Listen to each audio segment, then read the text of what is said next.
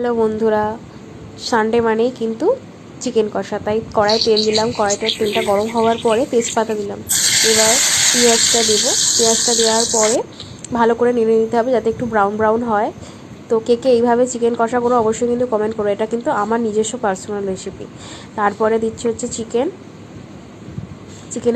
চিকেনটা ভালো করে একটু ভাজা ভাজা হয়ে গেলে তারপরে হচ্ছে মানে ভালো করে নাড়তে হবে যাতে। তারপর দেবো হলুদ গুঁড়ো দিলাম, ঠান্ডা লেগে গেছে আমার। তারপর দিলাম জিরের গুঁড়োটা দেওয়ার পরে ভালো করে মিক্স করে নিতে হবে, ভালো করে মাখাতে হবে, ভালো করে একদম। হ্যাঁ, তারপর দেবো হচ্ছে আদা রসুনের পেস্ট দেওয়ার পরে তারপর হচ্ছে কাশ্মীরি লঙ্কা গুঁড়ো, কাঁচা লঙ্কার আগে কাশ্মীরি লঙ্কা গুঁড়ো দিলে দারুণ লাগে। তারপর দিলে একটু মিট মশলা দেওয়ার পরে ভালো করে কষিয়ে নিলাম, ব্যাস আমার চিকেন কষা রেডি। কে কে এইভাবে করো অবশ্যই জানিও, আর কে কে খাবে চলে আসো, কিন্তু খুব টেস্টি হয়েছে, আমার ভাত খাওয়া হয়ে গেছে।